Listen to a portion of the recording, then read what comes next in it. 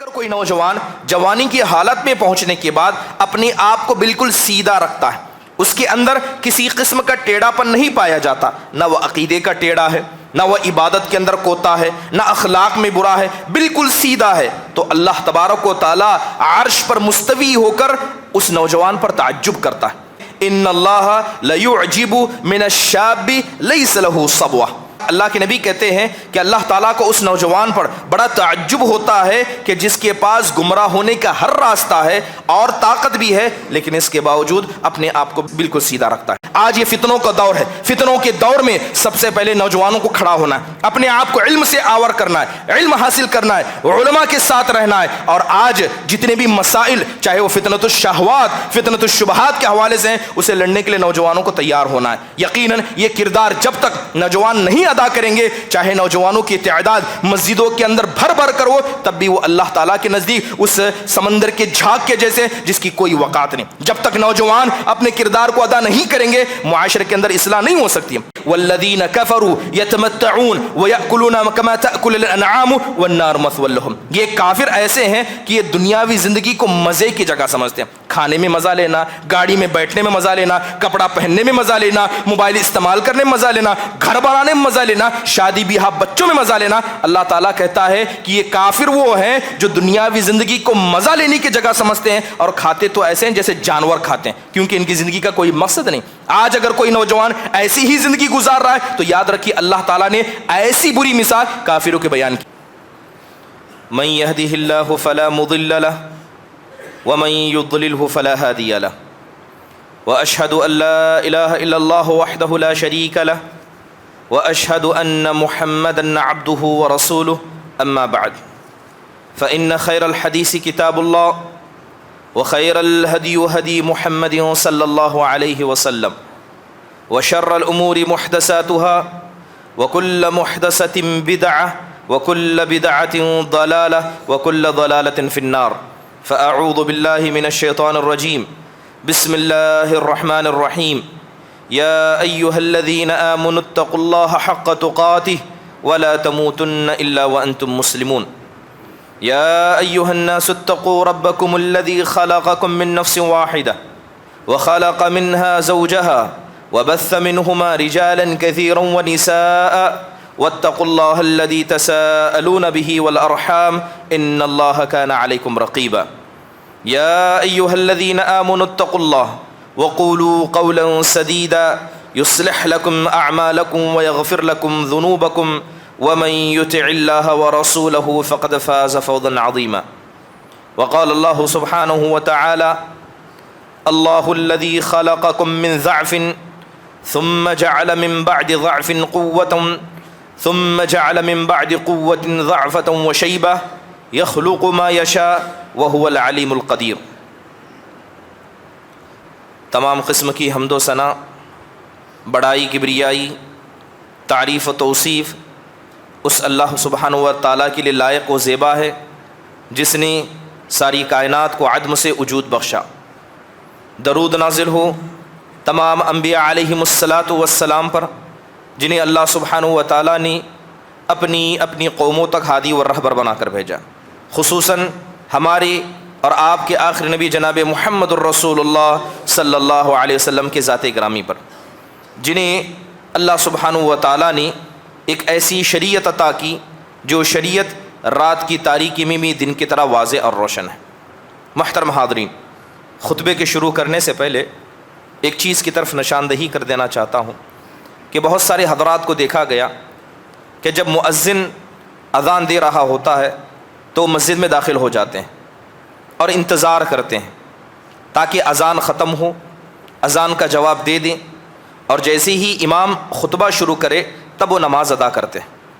مسلمان مومن وہ ہوتا ہے جو ان اعمال کو کرنے کی کوشش کرتا ہے جس پر اللہ نے زیادہ ثواب لکھا ہے۔ اب دو چیزیں ہمارے سامنے ہیں، یا تو جب آپ مسجد میں آئیں تو اگر مؤذن اذان بھی دے رہا ہو تو آپ فوراً نماز پڑھنے کے لیے کھڑے ہو جائیں، یہاں پر اذان کا جواب نہیں دے پائیں گے، نہ اس کے بعد کی دعا پڑھ پائیں گے، ایک معاملہ ہے۔ دوسرا یہ کہ جب اذان ختم ہو جائے گی تب تک آپ کی 2 رکعت بھی ختم ہو جائے گی، تو جیسے ہی امام ان الحمدللہ کہے گا آپ شروع سے اسے سنیں گے۔ افضل کیا ہے؟ اذان کا جواب دینا، امام کا خطبہ سننا۔ علامہ ابن باز رحمہ اللہ فرماتے ہیں کہ جمعہ کے دن سب سے زیادہ ثواب نماز کے علاوہ اگر کسی چیز پر دیا جاتا ہے تو وہ امام کی خطبے کو سننے پر ہے۔ لہذا اگر کوئی مسجد میں آئے تو فوراً نماز پڑھنا شروع کر دے، فوراً نماز پڑھنا شروع کر دے، اگرچہ مؤذن اذان کیوں نہ دے رہا ہو۔ اللہ تبارک و تعالی ہم سب کو صحیح دین پر عمل کرنے کی توفیق نصیب فرمائے، آمین۔ محترم حاضرین، میں نے آیت کریمہ پڑھی، اللہ سبحانہ و تعالی ارشاد فرماتے ہیں اللہ الذی خلقکم من ضعف، وہی اللہ کی ذات ہے جس نے تم کو کمزوری کی حالت میں پیدا کیا، پھر اس کمزوری کے بعد اللہ تعالیٰ نے تمہیں طاقت اور قوت عطا کی، پھر اس طاقت اور قوت کے بعد اللہ انسان کو پھر کمزوری اور بڑھاپے کی طرف لے جاتا ہے۔ یخلق ما یشاء، یہ زمین اللہ کا، آسمان اللہ کا، یہ ساری زندگی اللہ کی، اللہ جو چاہے پیدا کرے، جسے چاہے کمزور بنائے، جسے چاہے طاقت دے۔ وَهُوَ الْعَلِيمُ الْقَدِيرُ، اللہ تعالیٰ ہی کی ذات علم رکھنے والی اور قدرت رکھنے والی ہے۔ محترم حاضرین، یہ بات ہم سب جانتے ہیں کہ انسان جب پیدا ہوتا ہے اور جب دنیا سے چلا جاتا ہے تو اس کی زندگی کے 3 مرحلے، انہی مرحلوں کا ذکر یہاں پر کیا گیا۔ پہلا مرحلہ یہ کمزوری کا ہے، یہ بچپن کا ہے۔ اس وقت انسان محتاج ہوتا ہے، ضرورت مند ہوتا ہے کہ اس کی ضرورت کو کوئی پورا کرے، اور یہاں تک کہ اس قدر کمزور ہوتا ہے کہ وہ اپنی زبان سے اپنی ضرورتوں کو بھی بیان نہیں کر سکتا۔ ایسی حالت میں اللہ اسے بڑھاتا ہے، پروان چڑھاتا ہے، پھر اللہ تعالیٰ اسے طاقت عطا کرتا ہے، جوانی عطا کرتا ہے، اور اللہ تعالیٰ اس کمزوری کے بعد جوانی عطا کرنے کے بعد اسے ہر چیز کرنے کی صلاحیت عطا کرتا ہے۔ ہوا کا رخ تو موڑ نہیں سکتا لیکن دلوں کی رخ کو وہ موڑ سکتا ہے، اور زمین کو گناہ سے نیکی کی طرف، اور اگر بد نکلے تو زمین کو نیکی سے برائی کی طرف بھی وہ لے جا سکتا ہے۔ اس کے بعد پھر اللہ تعالیٰ اور کمزوری کی طرف لے جاتا ہے۔ تو گویا یہ جو جوانی کا مرحلہ ہے یہ 2 کمزوریوں کے درمیان ہے، پہلے بھی کمزوری، بعد میں بھی کمزوری۔ یہ بات بتاتی ہے کہ اللہ تبارک و تعالیٰ نے جو جوانی ہر انسان کو چاہے مرد ہو یا عورت عطا کی ہے، یہ اللہ تعالیٰ کی ایک بہت بڑی نعمت ہے، اور یہ 2 کمزوری کے درمیان آتی ہے۔ جس طرح یہ ہماری زندگی یہ اللہ کی نعمت ہے، اللہ کا احسان ہے کہ اللہ نے ہمیں زمین کے اوپر رکھا ہے، اللہ نے ہمیں زمین کے پیٹ میں نہیں رکھا ہے، یہ اللہ کا احسان ہے۔ اسی طرح اگر اللہ نے کسی کو جوانی دی تو یہ جوانی 2 کمزوریوں کے درمیان ہے، پہلے بھی کمزوری اور جوانی کے بعد بھی کمزوری۔ محترم حاضرین، بات اگر جوانوں کی جائے، نوجوانوں کی جائے، اسلام کے اندر یہ جو مرحلہ ہے جوانی کا، اس کی بہت ساری اہمیتیں بیان کی گئیں۔ سب سے پہلی چیز یہ ہے کہ جوانی کے مرحلے میں جو انسان عبادت کرتا ہے یہ اللہ کو زیادہ پسند ہے۔ بچپن میں جو عبادت کی جائے اور بڑھاپا آنے کے بعد جو عبادت کی جائے، ان میں سب سے زیادہ اللہ کو جوانی والی عبادت پسند ہے۔ ایک بڑی مشہور حدیث ہے، حدیث کے اندر اللہ کے نبی کہتے ہیں سبعۃ یظلھم اللہ فی ظلہ یوم لا ظل الا ظلہ، کہ 7 قسم کے خوش نصیب ایسے ہوں گے جنہیں قیامت کے دن اللہ تعالیٰ عرش کا سایہ عطا کرے گا۔ اس دن جس دن کسی چیز کا سایہ نہیں ہوگا، اس کے اندر ذکر کیا گیا شاب نشا فی عبادت اللہ، اس کے اندر ایک نوجوان ہوگا جس نے اپنی جوانی کے مرحلے کو صرف اللہ کی عبادت میں گزارا ہوگا۔ اس کے علاوہ اور ایک نوجوان کا ذکر کیا گیا، کہا گیا رجلان تحابا فی اللہ اجتمع علیہ وتفرق علیہ، کہ 2 ساتھی، 2 دوست جو اللہ کی خاطر اکٹھا ہوتے ہیں اور اللہ ہی کی خاطر جدا جدا ہو جاتے ہیں۔ شارحین کہتے ہیں کہ اللہ کی خاطر محبت کرنا، اللہ کی خاطر دشمنی کرنا، اس کے اندر جو سب سے زیادہ طاقت انسان میں ہوتی ہے وہ جوانی کے مرحلے میں ہوتی ہے۔ تو یہ بھی ایک جوان ہے۔ پھر اس کے اندر کہا گیا وَرَجُلٌ دَعَتْهُ امْرَأَةٌ ذَاتَ مَنْصَبٍ وَجَمَالٍ، کہ ایک ایسا نوجوان جسے ایک خاندان والی، بڑے عہدے نسب والی اور خوبصورت عورت نے برائی کی دعوت دی، لیکن وہ کہتا ہے انی اخاف اللہ، کہ میں اللہ تعالیٰ سے ڈرتا ہوں۔ تو اس حدیث پر غور کریں، اس حدیث کے اندر 3 نوجوانوں کا ذکر کیا گیا۔ یعنی 3 ایسے اعمال کا ذکر کیا گیا جو جوانی کے مرحلے میں کیے جاتے ہیں۔ ٹوٹل 7 قسم کے خوش نصیب ہوں گے، ان میں سے 3 کون ہوں گے؟ ان میں سے 3 نوجوان ہوں گے جنہوں نے عبادتوں کے ذریعے اپنی جوانی کو اللہ تبارک و تعالیٰ کے سپرد کیا ہوگا۔ ایک نوجوان، اس کے پاس ہر وہ راستہ ممکن ہے، اچھا بننے کا بھی اور اپنے آپ کو برباد کرنے کا بھی، لیکن اگر کوئی نوجوان جوانی کی حالت میں پہنچنے کے بعد اپنے آپ کو بالکل سیدھا رکھتا ہے، اس کے اندر کسی قسم کا ٹیڑھا پن نہیں پایا جاتا، نہ وہ عقیدے کا ٹیڑھا ہے، نہ وہ عبادت کے اندر کوتا ہے، نہ اخلاق میں برا ہے، بالکل سیدھا ہے، تو اللہ تبارک و تعالیٰ عرش پر مستوی ہو کر اس نوجوان پر تعجب کرتا ہے، اللہ تعجب کرتا ہے۔ حدیث کے اندر آیا، آپ علیہ الصلوۃ والسلام کہتے ہیں ان اللہ لیعجب من الشاب لیس له صبوہ، اللہ تعالیٰ، اللہ کے نبی کہتے ہیں کہ اللہ تعالیٰ کو اس نوجوان پر بڑا تعجب ہوتا ہے کہ جس کے پاس گمراہ ہونے کا ہر راستہ ہے اور طاقت بھی ہے، لیکن اس کے باوجود اپنے آپ کو بالکل سیدھا رکھتا ہے۔ یہی وجہ ہے کہ آپ جائیں تاریخ کو پڑھیں کہ اللہ تعالیٰ نے جب بھی اسلام کو یا اس دین کو مدد پہنچانا چاہا، اللہ تعالیٰ نے سب سے پہلے جوانوں کو اختیار کیا۔ حضرت عبداللہ بن عباس رضی اللہ عنہ کہتے ہیں کہ ما بعث نبی الا وهو شاب، کہ جاؤ تاریخ پڑھ لو اور دیکھو کہ جتنے لوگوں کو اللہ نے نبی بنایا سب کو جوانی کی حالت میں، 40 سال کی عمر میں اللہ تعالیٰ نے انہیں نبی بنایا۔ ولا اوتی العلم الا وهو شاب، جاؤ تاریخ پڑھ کر دیکھو کہ جن کو بھی اللہ نے علم دیا وہ علم انہوں نے جوانی میں ہی حاصل کیا۔ علم نہ اس قدر بچپن میں حاصل ہوتا ہے نہ بڑھاپے میں حاصل ہوتا ہے، جو علم اللہ تعالیٰ کے فضل و کرم سے انسان کو جوانی میں حاصل ہوتا ہے۔ اب جو جوانی کا مرحلہ ہے یہ بچپن اور بڑھاپے سے سب سے زیادہ بڑا مرحلہ ہے۔ اگر بات کی جائے 18 سال سے لے کر 40 سال تک یہ زندگی کا بڑا مرحلہ ہے، اور یاد رکھیے اس مرحلے کے تعلق سے اللہ سوال کرے گا۔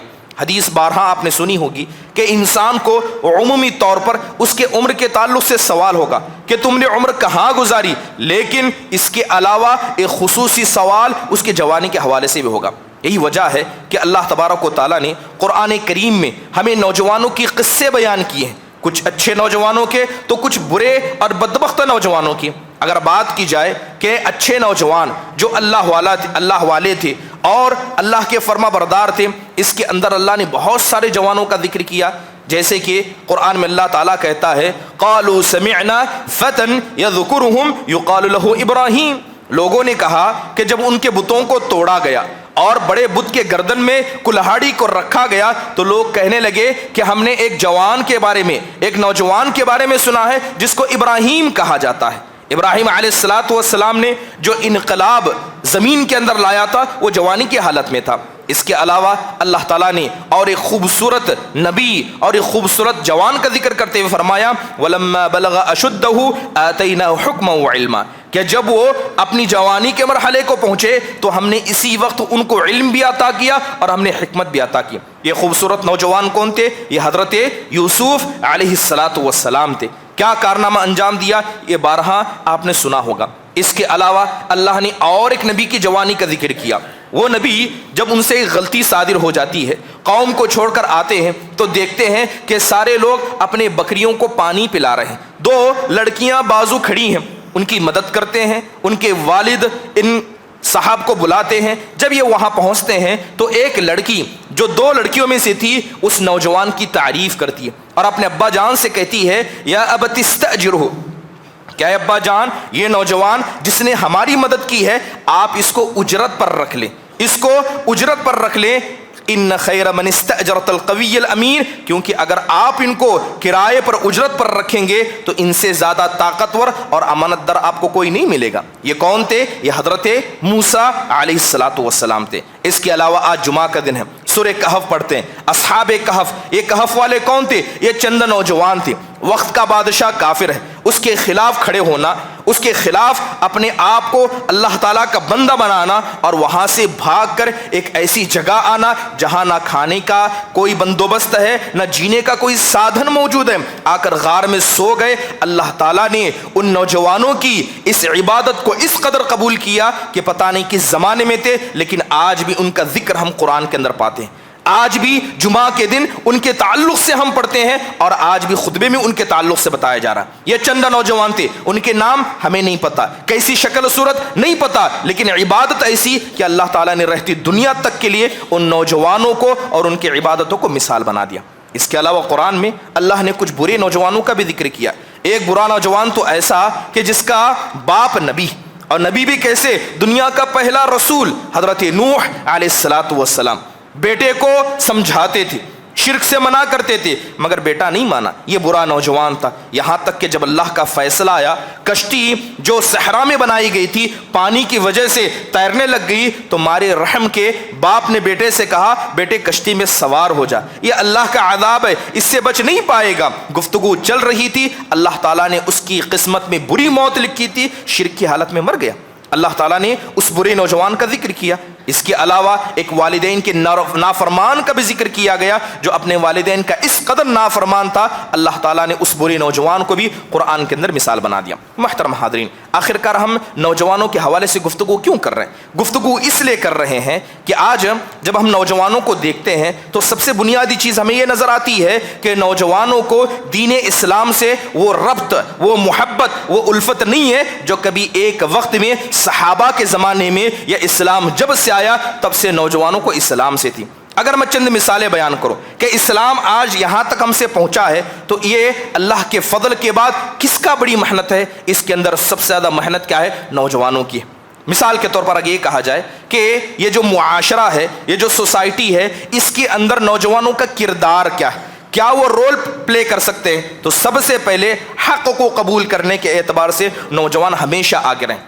حق کو ماننا، سب سے پہلے اللہ کی عبادت کرنا، اللہ کے حرام کردہ چیزوں سے بچنا، اللہ کے فرمان پر عمل کرنا، یہ سب سے پہلے کس نے کیا؟ یہ سب سے پہلے نوجوانوں نے کیا۔ آئیے چند مثالیں ہم قرآن کریم کے حوالے سے دیکھتے ہیں۔ یہ بات ہم نے بارہا سنی ہے کہ اس دور کے اندر یوں کہیں کہ جب سے انسانیت آئی ہے ایک ایسا شخص آیا ہے کہ اللہ تعالیٰ نے اس کا مکمل قصہ ذکر کیا، بلکہ یہ تو ایسا بدبخت تھا، یہ کہتا تھا انا ربکم الاعلی، میں تمہارا سب سے بڑا رب ہوں۔ انسانیت کی تاریخ میں کسی نے اللہ کی ربوبیت میں شک نہیں کیا تھا، یہاں تک کہ مشرکین مکہ بھی اللہ کو رب مانتے تھے، لیکن یہ انسانیت کا ایسا بدبخت شخص تھا جس نے اللہ کی ربوبیت میں شرک کیا۔ یہ کون تھا؟ یہ فرعون تھا، کہتا تھا وما علمت لکم من الہ غیر، مجھے پتا نہیں کہ میرے علاوہ بھی تمہارا کوئی خدا ہے۔ یہ فرعون ایسا تھا، اس کا حکم چلتا تھا، انسان اس کے نام سے کانپتے تھے۔ اسے کسی نے آ کر کہا کہ بنی اسرائیل میں ایک بچہ پیدا ہوگا جو تمہاری سلطنت کو کھا جائے گا،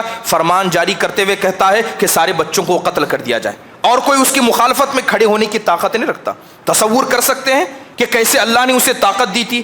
کیا اس کے پاس جذبہ تھا؟ یا یوں کہیں کہ کیسے ظلم وہ کرتا تھا؟ ایک فرمان جاری ہو گیا، بنی اسرائیل کے بچوں کو مارا جانے لگا، لیکن اللہ تبارک و تعالیٰ وَمَكَرُوا مَكْرًا وَمَكَرْنَا مَكْرًا، لوگ مکر کرتے ہیں اور اللہ تعالیٰ ان کے مقابلے میں مکر کرتا ہے۔ اللہ تعالیٰ نے ایک بچے کو بچایا، اسی کے گھر میں پالا، اور جا کر اللہ نے اسی بچے کے ذریعے اس کی بادشاہت کو ختم کیا۔ وہ کون تھے؟ وہ حضرت موسیٰ علیہ السلام تھے۔ حضرت موسیٰ علیہ السلام جب فرعون کے سامنے آئے، اللہ تعالیٰ نے کہا کہ جب فرعون کے سامنے جانا تو نرم انداز سے گفتگو کرنا، اسے دعوت دینا۔ حضرت موسیٰ دعوت دینے لگے، لیکن بنی اسرائیل فرعون سے اتنی ڈرتی تھی، کوئی مسلمان ہونے کے لیے تیار نہیں تھا، سب ڈرتے تھے۔ اللہ تعالیٰ کہتا ہے کہ فما آمن لموسیٰ الا ذریۃ من قومہ علی خوف من فرعون وملئہم، اللہ تعالیٰ کہتا ہے کہ جب موسیٰ آ کر دعوت دینے لگے تو چند لوگ مسلمان ہوئے، کیونکہ باقی سب چاہے بچے ہوں چاہے بوڑھے ہوں وہ فرعون سے، اس کے ظلم سے ڈرتے تھے۔ لیکن جو مسلمان ہوئے کون تھے؟ وہ چند نوجوان تھے، وہ نوجوان تھے۔ اور یہاں تک جن جادوگروں کا ذکر آتا ہے جنہوں نے صبح میں آ کر فرعون سے کہا اے فرعون یہ تو بتاؤ کہ اگر ہم موسیٰ سے جیت گئے تو ہمیں کیا ملے گا؟ تو فرعون نے کہا تم میرے قریبی بن جاؤ گے، میرے خزانے تمہارے ہوں گے۔ لیکن جب شام ہو گئی، شام ہوتے ہوتے کیا ہو گیا؟ وہ سارے کے سارے مسلمان ہو گئے۔ صبح فاسق فاجر تھے، لیکن شام ہوتے ہوتے مسلمان ہو گئے اور شہید بھی بن گئے۔ اللہ تبارک و تعالیٰ ایسی زندگیوں کو پھیرتا ہے۔ محترم حاضرین، بتانے کا مقصد یہ ہے کہ نوجوانوں کا سب سے پہلا کردار معاشرے کے اندر یہ ہو کہ وہ عبادت کرنے میں سب سے پہلے آگے ہوں، پہلی صفوں میں موجود ہوں، دین کی مدد کرنے میں وہ آگے ہو۔ یہی کردار نوجوانوں نے تاریخ میں بتایا ہے اور یہی کردار نوجوانوں کو ادا کرنا پڑے گا۔ چلیے اگر بات کریں نبی کریم صلی اللہ علیہ وسلم کی، بات کریں دین اسلام کی، جب دین اسلام آیا آپ علیہ الصلوۃ والسلام پر الزام لگنے لگے، کہا جانے لگا کہ آپ پاگل ہیں، آپ مجنون ہیں، آپ جادوگر ہیں۔ ایسے وقت میں سب سے پہلے اللہ کے نبی علیہ الصلوۃ والسلام کا ساتھ کس نے دیا؟ وہ نوجوان تھے، وہ نوجوان تھے۔ حضرت ابو بکر کھڑے ہوتے ہیں، حضرت عمر، حضرت عبداللہ بن مسعود، ارقم بن ارقم، سعید بن زید، مصعب، حضرت خباب رضی اللہ عنہ، صحابہ کی ایک لمبی فہرست ہے۔ جا کر دیکھیے اکثر صحابہ نوجوان تھے، بلکہ سب کے سب نوجوان تھے۔ بلکہ آپ نے اصحاب الصفہ کے تعلق سے سنا ہوگا 70 نوجوان تعلیم حاصل کرنے کے لیے آئے تھے۔ بلکہ جب ہم تاریخ پڑھتے ہیں اور ایک تعجب کی بات ہمیں یہ صحابہ کے تعلق سے پتہ چلتی ہے کہ صحابہ اکرام ایسے وقت میں اسلام لائے جبکہ ان کے عمریں آج کے اعتبار سے بڑی چھوٹی تھی۔ اگر میں آپ سے کہوں کہ ایک 15 16 17 سال کا بچہ ہے، وہ مسلمان ہو جاتا ہے اور جنگ میں لڑنے کے لیے تیار ہو جا رہا ہے، اسے پتا ہے کہ وہ موت ہے، وہاں جانے پر موت ہی ملے گی، جیت جائے تو بچیں گے ورنہ موت تو طے ہے۔ ایسے وقت میں یہ چھوٹے چھوٹے بچے جنہیں ہم بچہ کہتے ہیں، مگر یہ 16 17 سال کے نوجوان صحابہ اکرام یہ کھڑے ہوئے اور انہی 16 17 سال کے نوجوانوں نے اسلام کو بڑی طاقت پہنچائی۔ حضرت زبیر بن عوام 15 سال کے تھے جب ہی مسلمان ہوئے، حضرت طلحہ بن عبید اللہ 16 سال کی، حضرت سعد بن وقاص 17 سال کے، حضرت ارقم بن ارقم 16 سال کے، حضرت عمر بن ابی وقاص 15 سال کے۔ یہ سارے نوجوان 14 15 16 سال کے جو مسلمان ہو رہے ہیں۔ حضرت عمر بن وقاص جب بدر کا موقع تھا مسلمان ہوئے، مسلمان ہو کر فوراً لشکر میں شامل ہو گئے۔ 15 سال کا نوجوان، اللہ کے نبی علیہ الصلوۃ والسلام دیکھ رہے ہیں جو بچے تھے آپ ان کو صف سے ہٹاتے تھے تو حضرت عمر اپنے آپ کو لشکر کے پیچھے چھپا رہے تھے۔ ان کے بڑے بھائی حضرت سعد بن ابی وقاص رضی اللہ عنہ انہوں نے کہا کہ یہ غلط ہے، تم کو ایسا نہیں کرنا چاہیے، چلو اللہ کے رسول صلی اللہ علیہ وسلم کے پاس آپ سے اجازت لو۔ حضرت عمر کو حضرت سعد لے کر آئے، اللہ کے نبی نے کہا کہ عمر چھوٹی ہے، ان کو لشکر سے دور کر دیا جائے۔ حضرت سعد نے سفارش کرتے ہوئے کہا اے اللہ کے نبی میرا بھائی بڑا تیر انداز ہے، بہت اچھا قناص ہے، اچھا سنائپر ہے، یہ دور رہ کر بھی دشمنوں کو مار سکتا ہے، اسے بیچ میں لڑنے کی ضرورت نہیں، اے اللہ کے نبی اجازت دیجیے۔ اللہ کے نبی علیہ الصلوۃ والسلام نے اجازت دی۔ ایک 13 سال کا بچہ اللہ کے نبی کے پاس آیا، کب؟ بدر کے موقع پر ایک 13 سال کا بچہ آیا، چھوٹا سا بچہ دیکھ کر اللہ کے نبی نے کہا کہ تم جنگ میں شریک نہیں ہو سکتے، تم جنگ میں شریک نہیں ہو سکتے۔ یہ 13 سال کا بچہ ہے جسے پتا ہے کہ جہاں ہم جا رہے ہیں وہاں موت ہے، وہاں ہاتھ بھی کٹ سکتے ہیں، پیر بھی کٹ سکتے ہیں، لیکن اسلام کو طاقت پہنچانا تھا تو پہنچانا تھا۔ جیسے ہی اللہ کے نبی علیہ الصلوۃ والسلام نے اس 13 سال کے بچے کو جنگ میں شریک ہونے سے منع کیا، اب وہ روتے روتے اپنی والدہ کے پاس گیا، اپنی امی کے پاس گیا، والدہ سے جا کر کہتا ہے اے امی مجھے اللہ کے رسول نے خیر کے کام سے روک دیا، آپ مجھے جنگ میں شریک نہیں ہونے دے رہے ہیں۔ تو والدہ سمجھاتی ہے کہ بیٹے اللہ کے نبی نے تمہیں جنگ میں جانے سے منع کیا ہے، خیر کے کام کرنے سے منع نہیں کیا، جاؤ اللہ کے نبی سے پوچھو کہ میری عمر کے اعتبار سے میں ایسا کیا کر سکتا ہوں کہ میں اسلام کو مدد پہنچاؤں۔ وہ بچہ جاتا ہے اللہ کے نبی علیہ الصلوۃ والسلام سے دریافت کرتا ہے، اپنی والدہ کا سوال ذکر کرتا ہے، تو اللہ کے نبی علیہ الصلوۃ والسلام اس بچے کو دیکھتے ہیں اور کہتے ہیں کہ اللہ تعالیٰ نے تمہیں بڑی پختہ عقل دی ہے، یہ جو یہودی ہیں کیا ان کی تم زبان سیکھ سکتے ہو؟ کیونکہ یہ خط و کتابت کرتے ہیں، مجھے ان پر بھروسہ نہیں ہے، ان کی زبان کوئی نہیں جانتا ہے، کیا تم زبان سیکھ سکتے ہو؟ تو بڑے خوش ہوئے، خوش ہو کر کہنے لگے اللہ کے نبی ضرور سیکھوں گا۔ یہ 13 سال کا بچہ صرف 17 دن کے اندر عبرانی زبان کو سیکھ لیتا ہے، عبرانی زبان کو۔ یہ صحابی کون تھے؟ یہ حضرت زید بن ثابت رضی اللہ عنہ تھے۔ یہ زید بن ثابت تھے، تاریخ نے دیکھا کہ حضرت ابو بکر بیٹھے ہوتے، حضرت عمر بڑے بڑے عشر مبشرہ بیٹھے ہوتے، جب بھی یہودیوں کی طرف سے خط آتا اللہ کے نبی اس 13 14 سال کے بچے کو دیتے، کہا پڑھ کر بتاؤ۔ لوگوں نے کہا یہ تو ترجمان رسول ہے، نبی کریم صلی اللہ علیہ وسلم کا یہ ٹرانسلیٹر ہے۔ کتنا سال؟ 13 اور 14 سال کا بچہ۔ محترم حاضرین، عمر نہیں ہوتی کہ اسلام کو کیسے طاقت پہنچایا جائے، انسان کے پاس جوش ہو، انسان کے پاس جذبہ ہو۔ محترم حاضرین، یہی زید بن ثابت رضی اللہ عنہ تھے جنہوں نے قرآن کو جمع کرنے میں اسلام کی بڑی مدد فرمائی۔ یہ تو پہلا کردار کہ حق کو قبول کرنے میں سب سے پہلے نوجوان آگے تھے۔ دوسری بات، جب بھی اسلام کو تکلیف پہنچی ہے، جب بھی اسلام پر آنچ آئی ہے، سب سے پہلے اسلام کا دفاع نوجوانوں نے کیا، اور یہی کردار آج بھی نوجوانوں کو اپنانا ہوگا۔ سب سے پہلے آپ خود عمل کریں، ایک اچھا کردار بنے, نبی کریم صلی اللہ علیہ وسلم کی زندگی کو اپنائے, اور جب بھی اسلام پر آ جائے, مسلمانوں پر آ جائے, تو سب سے پہلے آگے کسے ہونا چاہیے؟ نوجوانوں کو آگے ہونا چاہیے. یہ کردار صحابہ نے ادا کیا تھا. نبی کریم صلی اللہ علیہ وسلم جانتے تھے کہ جو مسلمان ہو رہے ہیں ان کو ستایا جائے گا. کیا صحابہ نے کبھی اپنے آپ کو پیچھے کر کے اللہ کے نبی کو آگے کیا؟ کبھی نہیں. صحابہ آگے ہوتے. حضرت بلال کے قصے ہم نے کتنے مرتبہ نہیں سنے, ان کا آقا ان کے ساتھ کیا نہیں کرتا. اس کے علاوہ یہ تو بات تھی حضرت بلال بن رباح رضی اللہ عنہ کی, جب وہ مکہ میں تھے, مدینہ پہنچ گئے, اسلامی حکومت قائم ہو گئی, لیکن اس کے بعد بھی حالات سدھرے نہیں تھے. مسلمانوں کے پاس کھانے کے لیے کچھ نہیں ہوتا. ایسے وقت میں بھی سب سے زیادہ جنہوں نے صبر دکھایا یہی نوجوان صحابہ تھے. حضرت بلال کہتے ہیں کہ خدا کی قسم 30 راتیں ہو جاتی مجھے اور اللہ کے نبی صلی اللہ علیہ وسلم کو رات میں کھانا نصیب نہیں ہوتا. بڑی مشکل سے ایک وقت تک کھایا کرتے. یہ کون تھے؟ یہ صحابہ اکرام تھے. بات اتنی نہیں, اپنی جان کی بات کریں, نفس کی بات کریں. کتنے صحابہ شہید نہیں ہوئے؟ جائیے تاریخ اٹھائیے, اکثر صحابہ کو آپ نوجوان پائیں گے جنہوں نے اپنے نفس کی قربانی دین اسلام کی خاطر دی. اہل خانہ کی قربانی نہیں دی. جب ہجرت کا موقع آیا تو ہجرت کے وقت میں حضرت ابو سلمہ, حضرت عبد الرحمن بن عوف جیسے بڑے بڑے صحابہ کرام نے صرف اسلام کی خاطر اپنی بیوی بچوں تک کو چھوڑ دیا. جب مال کی بات کی جائے, جائیے تاریخ پڑھیے کہ نوجوان یہ وہی نوجوان تھے جنہوں نے اپنے مال کے ذریعے سب سے زیادہ اسلام کو طاقت پہنچایا. حضرت صہیب رومی ہجرت کر کے جا رہے ہیں, لوگوں نے پکڑا, کہا کہ جب تم یہاں آئے تھے تمہارے پاس کچھ نہیں تھا, اب مال کما لیا تو مال لے کر مکہ مدینہ جانا چاہتے ہو؟ ایسا نہیں ہو سکتا, یا تو تمہارا مال یہاں رہے گا یا تو تم رہو گے. حضرت صہیب نے کیا کیا؟ اگر میں اپنے مال کے بارے میں بتا دوں تو کیا جانے دو گے؟ سارا کمایا ہوا مال دے دیا. کس لیے؟ تاکہ صرف اسلام کی مدد ہو اور وہ اسلام کو مدد پہنچانے کے لیے مدینہ پہنچ جائیں. حضرت عثمان بن عفان رضی اللہ عنہ کے بارے میں کیا کہنا. اللہ کے نبی علیہ الصلوۃ والسلام اعلان کرتے ہیں, کہتے ہیں کہ تبوک جانا ہے, 800 کلومیٹر کا لمبا فاصلہ, پیدل جانا ہے, گھوڑوں پر جانا ہے, سخت گرمی ہے, مسلمانوں کے پاس سر پر اوڑھنے کے لیے کچھ نہیں ہے, سواری نہیں ہے. اللہ کے نبی اعلان کرتے ہیں کہ تبوک کے لیے جانا ہے, تیاری کی جائے, سارے لوگ سامان جمع کریں. اسی وقت میں حضرت ابوبکر پورا گھر کا سامان لائے, حضرت ابوبکر پورا سامان لائے, حضرت عمر آدھا سامان لائے. حضرت عثمان بن عفان کو پتہ چلتا ہے کہ اللہ کے نبی نے مدد کے لیے پکارا ہے. حضرت عثمان کا اسی وقت قافلہ ملک شام سے آیا تھا.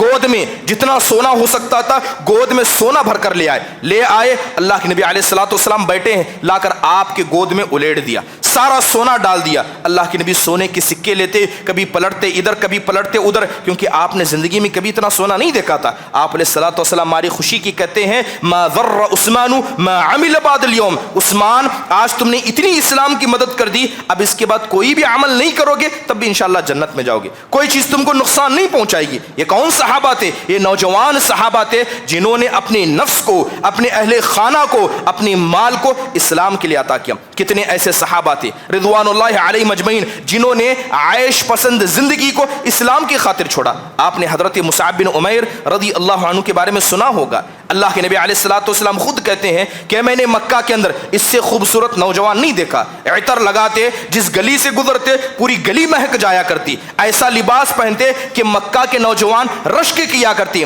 والدہ کے محبوب بیٹے تھے, والدہ خوب خرچ کرتی, لیکن جب اسلام قبول کرتے ہیں تو بھاگ کر ہجرت کر کے حبشہ چلے جاتے. والدہ کسی طرح پکڑ کر لاتی ہے. ماں کہتی ہے کہ اگر اسلام کی طرف دوبارہ پلٹو گے تو یہ جو عیش کی زندگی ہے سب چھن جائے گی. اتنا سننا تھا, اتنا ماں کی نصیحت سننی تھی, اس کے بعد بھی ہجرت کر کے مدینہ چلے جاتے ہیں. اب مدینہ پہنچے, اسلام کے داعی بن گئے. سب سے پہلے اسلام کے داعی حضرت مصعب بن عمیر تھے. مدینہ پہنچنے کے بعد بڑے بڑے صحابہ کو مسلمان بنایا, بڑے بڑے صحابہ کو. لیکن یہی صحابی جب ان کے انتقال کا وقت آیا, کیا ان کی حالت تھی؟ حضرت عبد الرحمن بن عوف رضی اللہ عنہ کی روایت میں آتا ہے کہ ایک صحابی اللہ کے نبی علیہ الصلوۃ والسلام کی طرف آ رہے تھے. انہوں نے ایک کپڑا پہنا تھا, وہ کپڑا جگہ جگہ سے اتنا پھٹ گیا تھا کہ اس پھٹے چیز کو چھپانے کے لیے اور ایک پھٹا کپڑا پہنا تھا. جب وہ قریب آئے تو وہ کون تھے؟ حضرت مصعب بن عمیر رضی اللہ عنہ تھے. ان کے جسم سے چمڑا نکلتا تھا, جس طرح سانپ اپنی جلد کو چھوڑتا ہے ویسے حضرت مصعب بن عمیر رضی اللہ عنہ کا چمڑا نکلتا تھا. ایک آدمی عیش کی زندگی میں رہتا ہے, اچانک اس کی لائف سٹائل بدل جائے, ایسا ہوتا ہے. صحابہ دیکھا کرتے. یہی صحابی جب شہید ہوئے اللہ کے نبی علیہ الصلوۃ والسلام شہداء کو ڈھونڈ رہے ہیں, دیکھ رہے ہیں, حضرت مصعب بن عمیر رضی اللہ عنہ کو دیکھا آپ نے قبر میں لٹایا گیا, پورے سر میں غبار ہے, چہرے پر خون ہے, غبار ہے. اللہ کے نبی بیٹے, آپ علیہ الصلوۃ والسلام رونے لگے, کہنے لگے خدا کی قسم اسی نوجوان کو میں نے دیکھا تھا, مکہ میں اس سے خوبصورت بال والا کوئی نہیں تھا, مکہ میں خوبصورت اس سے چہرہ والا کوئی نہ تھا, آج دیکھو اس کی کیا حالت ہے. کفن کی بات آئی, سر پر ڈالا جاتا پیر کھل جاتے, پیر پر ڈالا جاتا سر کھل جاتے. یہ وہ صحابی تھے جنہوں نے اسلام کی خاطر اپنی پوری زندگی کو اللہ تعالیٰ کی راہ میں قربان کر دیا. محترم حاضرین, یہ نوجوانوں کا کردار تھا. یہی وجہ تھی کہ جب نوجوانوں نے اللہ کے نبی علیہ الصلوۃ والسلام کا ایسا ساتھ دیا تو اللہ کے نبی نے نوجوانوں پر بھروسہ بھی جتایا. ساری ذمہ داریاں اللہ کے نبی نے نوجوانوں کو دی. حضرت اسامہ بن زید 18 سال کے نوجوان ہیں, ملک شام کی طرف لشکر جانا ہے, اللہ کے نبی نے اس 18 سال کے نوجوان کے ہاتھ میں کمانڈنگ دے دی. کون ہے لشکر میں؟ حضرت ابوبکر رضی اللہ عنہ, حضرت عمر, حضرت عثمان, حضرت علی. یہ بڑے جلیل القدر صحابہ ہیں, لیکن اللہ کے نبی نے اس 18 سال کے نوجوان کو ذمہ داری دی کیونکہ وہ اس قابل اور لائق تھے. حضرت جعفر بن ابی طالب, ہجرت کی بات آئی, ہجرت کے لیے اللہ کے نبی نے جنہیں سردار بنایا وہ حضرت جعفر تھے. ملک یمن جہاں پڑھے لکھوں کا شہر تھا, نصارہ علم رکھنے والے تھے, اللہ کے نبی نے ایک نوجوان کو چنا, 20 سال کا نوجوان, حضرت معاذ بن جبل رضی اللہ عنہ. اللہ کے نبی نے وہاں کا انہیں نمائندہ بنا کر بھیجا. جائیے تاریخ کی مثالیں دیکھیے. اللہ کے نبی علیہ الصلوۃ والسلام کی زندگی کا ایک اہم کارنامہ یہ تھا کہ آپ نوجوانوں کو پک کرتے, آپ نوجوانوں کو پکڑتے, ان کی صلاحیتوں کے اعتبار سے آپ استعمال کرتے. جب علم کی بات آئی تو اللہ کے نبی نے حضرت ابن عباس کو لیا, عبداللہ بن عباس کو لیا, علم عطا کیا. اور جب قرآن کی بات آئی اللہ کے نبی نے حضرت زید بن ثابت کو پکڑا. دعوت کی بات آئی اللہ کے نبی نے حضرت مصعب بن عمیر کو چنا. اور جب ساتھ رکھنے کی بات آئی تو اللہ کے نبی نے حضرت ابوبکر و عمر کو چنا. محترم حاضرین, یہ نبی کریم صلی اللہ علیہ وسلم کا ایک عظیم الشان کردار تھا. جب اللہ کے نبی علیہ الصلوۃ والسلام کے سامنے نوجوانوں نے اپنی صلاحیت کو لوہا منوایا, اللہ کے نبی نے ان کو ذمہ داریاں دی. یہ اچھے نوجوان تھے, یہ بڑی عمر والے تھے. جب یہ نوجوان ایسے تھے تو ان کو دیکھ کر جو نوجوان پیدا ہوتے ہیں یہ ان سے بڑے بڑے کارنامے انجام دیتے ہیں, بڑے بڑے کارنامے انجام دے. اگر میں پوچھوں کہ اس امت کے اندر بھی ایک فرعون تھا, تاریخ میں اسے فرعون کہا گیا, وہ کون تھا؟ ابو جہل تھا. ابو جہل کو کس نے مارا؟ کس نے مارا؟ کیا حضرت ابوبکر نے مارا؟ کیا حضرت عمر نے مارا؟ عشرہ مبشرہ نے مارا؟ 2 بچوں نے مارا. یہ بچے کیسے پروان چڑھتے ہیں؟ یہ جوان صحابہ کو, ان کی قربانیوں کو دیکھ کر. کیونکہ یاد رکھیے اگر نوجوان صحیح ہیں تو ان کو دیکھ کر یہ نئے بچے جو جوان ہونے والے انہیں مثال بناتے ہیں. تو یہ نوجوان یا تو اچھی مثال بنتے یا تو بری مثال بنتے. صحابہ کرام اچھی مثال بنے کہ حضرت عبد الرحمن بن عوف رضی اللہ عنہ کہتے ہیں کہ لڑائی چل رہی ہے, میں دیکھ رہا ہوں, اچانک 2 بچے, ایک دائیں جانب سے ایک بائیں جانب سے آ کر کہتا ہے اے چچا جان ہم یہ تو بتائیے کہ ابو جہل کون ہے. اسے انہوں نے دیکھا تک نہیں, جانتے نہیں ہیں. کہا کہ تمہیں کیا کرنا ہے؟ کہنے لگے کہ چچا ہم نے سنا ہے کہ وہ اللہ کے نبی علیہ الصلوۃ والسلام کو گالی دیتا ہے, وہ آپ کو ستاتا تھا, وہ آپ کے ساتھ ایسا کرتا تھا, ہمیں اسے دیکھنا ہے. بتائے گا وہ دیکھو وہ لشکر میں جو نظر آ رہا ہے وہ ابو جہل ہے. اتنا کہنا تھا, دونوں بچے دوڑے, ابن عفرا کے دونوں بچے دوڑے اور جا کر اس ابو جہل کو قتل کر ڈالا. اور یہ کسی بڑے نہیں, ان 2 بچوں نے مارا. اتنا حوصلہ, اتنا جذبہ کہاں سے آیا؟ یقیناً یہ صحابہ رضوان اللہ علیہ مجمعین کو دیکھ کر آیا. اور صحابہ کی مثالیں کیسی کیسی قربانیاں جوانی کی عبادت کے حوالے سے ذکر کر رہا تھا. حضرت سعد بن معاذ رضی اللہ عنہ, بارہا آپ سنتے ہیں جب یہ مسلمان ہوئے 30 سال کے تھے. کتنے سال کے؟ 30 سال کے نوجوان تھے. جب انتقال ہوا 36 سال کے. بڑی مشکل سے 6 سال کی زندگی اسلام میں گزاری. ایک مرتبہ سوچ کر دیکھیے کہ ان 6 سالوں میں انہوں نے اللہ کو کتنا خوش کیا ہوگا, اسلام کو کیسی طاقت پہنچائی ہوگی کہ جب ان کا انتقال ہو جاتا ہے تو اللہ کے نبی کہتے ہیں لقد اہتز عرش الرحمن بموت سعد, کہ حضرت سعد بن معاذ رضی اللہ عنہ کے انتقال کی وجہ سے اللہ تعالیٰ کا عرش ہل گیا. انتقال ہوتے ہیں 70,000 فرشتے آسمان سے ان کے جنازے میں شریک ہونے کے لیے آتے ہیں. یہ صحابہ یہ کوئی معمولی صحابی نہیں تھے, اپنے خون کے آخری قطرے تک اسلام کو مدد پہنچاتے رہے. غزوۃ الاحزاب کا موقع تھا, ایک تیر سیدھے یہاں لگا, زخم بڑا ہو گیا, بہنے لگ گیا. اللہ کے نبی نے ان کی زیارت کے لیے, ان کی تیمارداری کے لیے مسجد کے بازو میں خیمہ لگایا گیا تھا. اب جیسے ہی غزوۃ الاحزاب کے موقع پر سارے دشمن ہار جاتے ہیں, وہ یہودی جن کے ساتھ اللہ کے نبی نے پہلے ہی ڈیل کی تھی کہ مدینہ پر اگر کوئی حملہ کرے گا تو ہم آپس میں مل کر لڑیں گے, مگر اس جنگ میں انہوں نے دھوکہ دیا, انہوں نے مشرکوں کا ساتھ دیا. جیسے ہی مشرکین ہار گئے, اللہ کے نبی علیہ الصلوۃ والسلام اب ان سے بدلہ لینا چاہ رہے تھے. اللہ کے نبی نے بنو نذیر کے قبیلے سے کہا اے خنزیر اور بندر کے بھائیوں, اپنے قلعوں سے نیچے اترو, اب تمہارا فیصلہ ہونا ہے. تو بنی نذیر جانتے تھے کہ اللہ کے نبی اب کوئی سختی فیصلہ کریں گے. کہا آپ کے فیصلے پر راضی نہیں ہے وہ ہمارے تجارتی پارٹنر وہ حضرت سعد بن معاذ, اگر وہ ہمارا فیصلہ کریں تو ان کے فیصلے پر راضی ہیں, آپ کے فیصلے پر راضی نہیں. اللہ کے نبی کہا ٹھیک ہے, ان کا ہی فیصلہ صحیح, نیچے اترو. سب نیچے اترتے ہیں. اللہ کے نبی علیہ الصلوۃ والسلام حضرت سعد بن معاذ رضی اللہ عنہ کو بلاتے ہیں. چل نہیں پا رہے تھے, ہٹے کٹے نوجوان, چل نہیں پا رہے تھے, خون زیادہ بہ گیا تھا. دو صحابہ ان کو پکڑ کر لاتے ہیں. اللہ کے نبی علیہ الصلوۃ والسلام ہاتھ دیکھتے ہوئے کہتے ہیں قوموا لسیدکم. انصار بیٹھے تھے. اللہ کے نبی نے کہا یہ تمہارے سردار ہیں, کھڑے ہو جاؤ. اس کے بعد اللہ کے نبی حضرت سعد بن معاذ سے کہتے ہیں اے سعد یہ تمہارے فیصلے پر راضی ہیں, کیا ان کا فیصلہ کرنا چاہتے ہو کرو. حضرت سعد کہتے ہیں اے اللہ کے نبی علیہ الصلوۃ والسلام آج جو فیصلہ کروں گا خدا کی قسم اس میں میں کسی ملامت کرنے والے کی ملامت سے نہیں ڈروں گا. کہنے لگے اے اللہ کے نبی جتنے لڑنے کے لائق ہیں سب کو قتل کر دیجئے, ان کے بیوی ان کے بچوں کو غلام بنا لیجئے, یہ وہ ہیں جنہوں نے اللہ اس کے رسول کو دھوکہ دیا. اتنی بات کہنے تھی آپ علیہ الصلوۃ والسلام کا چہرہ کھل اٹھا. آپ کہنے لگے لقد حکمت فیہم بحکم اللہ فوق السبع سماوات. اے سعد خدا کی قسم تم نے وہی فیصلہ ان کے بارے میں کیا جو فیصلہ اللہ نے ساتوں آسمان سے ان کے بارے میں کیا تھا. اور اسی بعد وہ انتقال بھی ہو گئے, اسی کے بعد وہ انتقال بھی ہو گئے. آخری دم تک اسلام کو مدد پہنچائی. اور انہی انتقال کے بعد اللہ کے نبی نے کہا اللہ کا عرش ہل گیا اور 70,000 فرشتے جو ہیں اللہ تبارک و تعالیٰ کے حکم سے ان کے جنازے میں شریک ہونے کے لائے. 50 سال 60 سال 70 سال کی زندگی لے کر ہم اسلام کو کیا مدد پہنچاتے ہیں. آج یہ فتنوں کا دور ہے. فتنوں کے دور میں سب سے پہلے نوجوانوں کو کھڑا ہونا ہے, اپنے آپ کو علم سے آور کرنا ہے, علم حاصل کرنا ہے, علماء کے ساتھ رہنا ہے. اور آج جتنے بھی مسائل چاہے وہ فتنۃ الشہوات فتنۃ الشبہات کے حوالے سے ہیں اسے لڑنے کے لیے نوجوانوں کو تیار ہونا ہے.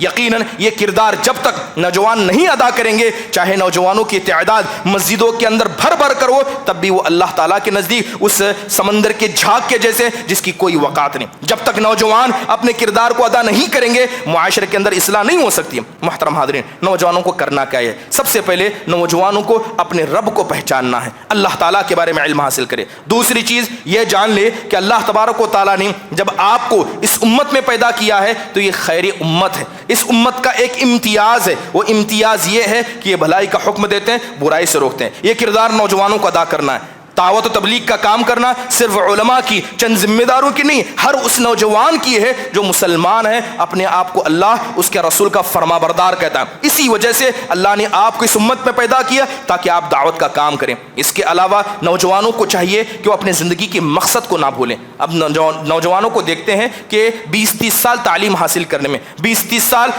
جاب کرنے میں, اب اس کے بعد جو بچی عمر بن جاتی ہے اس کے بعد مسجدوں کی طرف رخ کرتے ہیں. گویا کمانا, کھانا, شادی کرنا, بیوی بچے پالنا اور کیا ہے اس کے علاوہ اچھا گھر بنانا یہ نوجوانوں کا مقصد بن گیا. پورا مقصد دنیاوی. آپ بتائیں کہ صحابہ اکرام نے یہ سب نہیں کیا؟ صحابہ نے اس سے زیادہ کیا, مگر اللہ تعالیٰ کے دین کو سب سے زیادہ انہوں نے آگے رکھا. مقصد زندگی یاد رکھنا ضروری ہے. اگر کوئی نوجوان کھانا پینا, جسم کو سنوارنا, گھر بنانا یہی مقصد سمجھتا ہے تو اللہ تعالیٰ ایسے لوگوں کے بارے میں کہتا ہے والذین کفروا یتمتعون ویأکلون کما تأکل الانعام والنار مثوی لهم. یہ کافر ایسے ہیں کہ یہ دنیاوی زندگی کو مزے کی جگہ سمجھتے ہیں. کھانے میں مزہ لینا, گاڑی میں بیٹھنے میں مزہ لینا, کپڑا پہننے میں مزہ لینا, موبائل استعمال کرنے میں مزہ لینا, گھر بنانے میں مزہ لینا, شادی بیاہ بچوں میں مزہ لینا. اللہ تعالیٰ کہتا ہے کہ یہ کافر وہ ہیں جو دنیاوی زندگی کو مزہ لینے کی جگہ سمجھتے ہیں اور کھاتے تو ایسے ہیں جیسے جانور کھاتے ہیں, کیونکہ ان کی زندگی کا کوئی مقصد نہیں.